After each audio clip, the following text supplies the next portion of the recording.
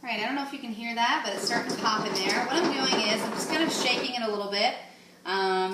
What that does is as it starts popping, when you shake it, the kernels fall to the bottom so that you make sure that you pop as many kernels as possible.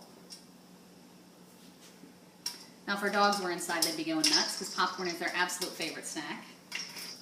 All right, somewhere. All right, so the oil's heating up, popcorn's popping. You don't have to shake it the whole time. I used to do that, but just give it a good shake once a few things have popped. You want to make sure all the kernels get to the bottom, otherwise at the end you've got a lot of wasted popcorn. We do not want wasted popcorn.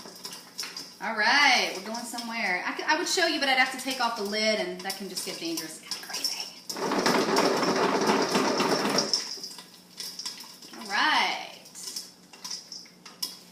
So I have my bowl ready, and what I do is, once it's pretty much full, I'm going to transfer it in here, put my seasoning on right away, and then layer it, you know, because I like lots of seasoning. Give it lots of flavor. Okay, and if you have an electric stovetop, this works the same way, basically. It feels a little bit more awkward on a gas stove top just because the heat is so real right here by your hands. Okay, we're about halfway there. You can come zoom in. I'll lift this up a little bit now that there's a bunch of popcorn in there. Oh, listen to that sound. The taste is amazing. They say that you can put butter in with your oil when you have your kernels at the bottom, and as it pops, it coats it with butter and gives you butter popcorn. I tried that. It browned the butter and it tasted nasty. So you could always melt butter and drizzle it. We've made a homemade like a caramel sauce. All right, so my pot's filling up here. This is an 8-quart. All right. Just shaking it so all the kernels fall to the bottom. You can kind of hear when it starts dying down. I've burnt popcorn sometimes, but you can kind of get a feel for it. So I'm turning it off. All right.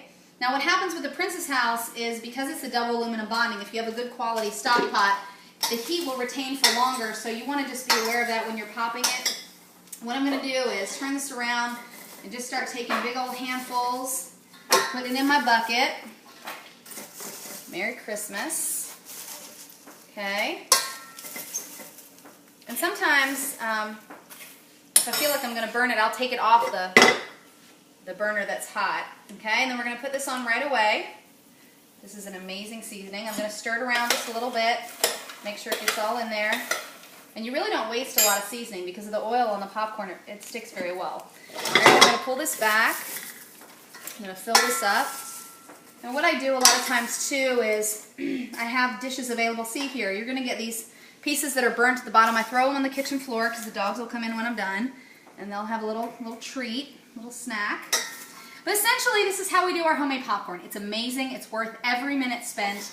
Everybody enjoys it, loves it, has a good time, and be creative with your seasonings. Bon appetit.